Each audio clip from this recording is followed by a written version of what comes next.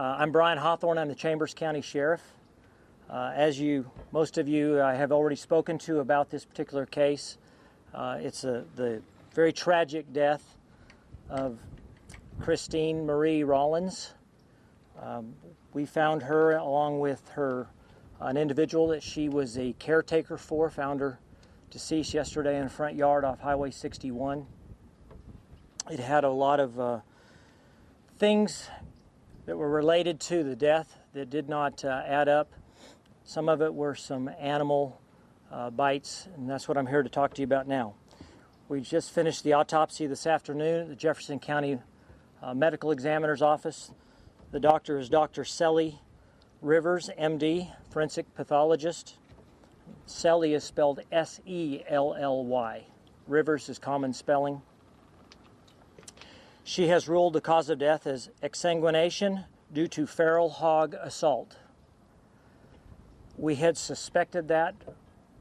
My detectives and the criminal investigation team felt like that's what it was, but it was not something that we could even come close to announcing until we had the cause of death from the medical examiner's office. At this time, I want to especially send my condolences to the Rollins family.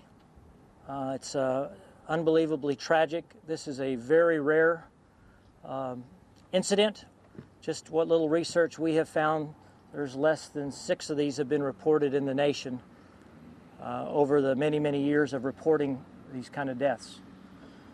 I don't know how many we've had in Texas. I hope we never have another one in Chambers County. Also, I'd like to send my condolences to the family that she has been tending to and taking care of for the last almost 2 years. Well over a year she has been with this family. They live on some acreage. Some of you have already seen it. That acreage sits on about 10 or 12 acres of pasture and woods, and obviously the feral hogs have taken over some of their family land.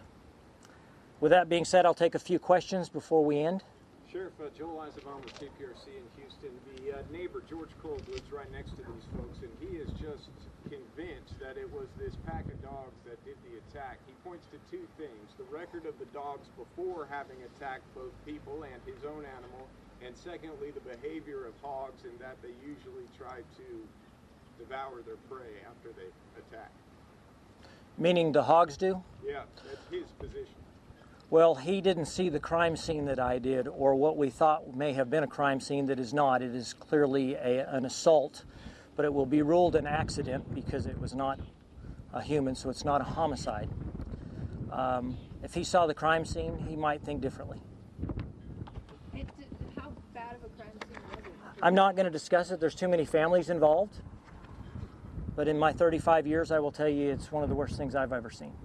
Sheriff, did it seem like it was a pack situation? I know these hogs sometimes are in kind of travel. There is no doubt in my mind or my criminal investigation captain, John Miller, that it was multiple animals. And we can kind of tell that from the different sizes of the bites. If you try to piece it together, can you suggest what might have happened? Well, what it appears to us is that she arrived at her normal time, somewhere around the 6 a.m., between 6 and 6:30. It was probably still dark, and that's when hogs routinely move, is in the dark hours. And it looks like she had gotten out of her car and locked it because the car was locked, and then was probably trying to make her way to the front door when it appears that these animals must have come along. Felt threatened and attacked. I can't even begin to tell you. I don't know the traits of feral hogs. I will tell you that feral hogs are a problem across the state of Texas. They are definitely a problem in this county. Many of our ranchers and farmers, we try and assist. We actually have hog traps that the sheriff's office owns that we use to assist our farmers and ranchers with the feral hog problem. So, like I say, there are probably experts in the feral hog world that could answer some of the questions in regards to what they do and what their habitats and traits are. But there was no question in the medical examiner's mind that this was feral hogs that caused her death. What, if any, role did the dogs play?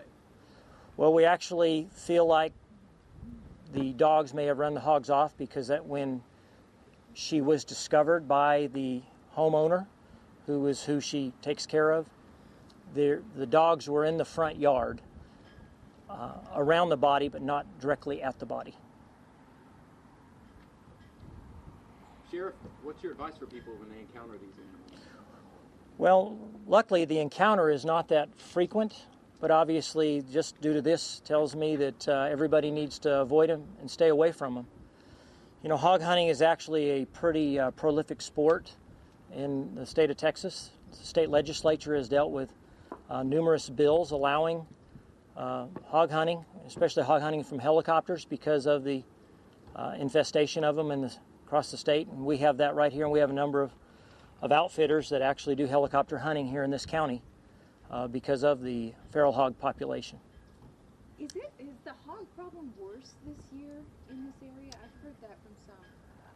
I would not say it's any worse today than it has been over the last few years, but I will tell you the hog population is not going down. So therefore, I guess you would have to say it's probably getting worse as time goes by. If there are any other questions, I'll take them. Otherwise, I will tell you all to have a great day. Thank you. All right. Thank you all.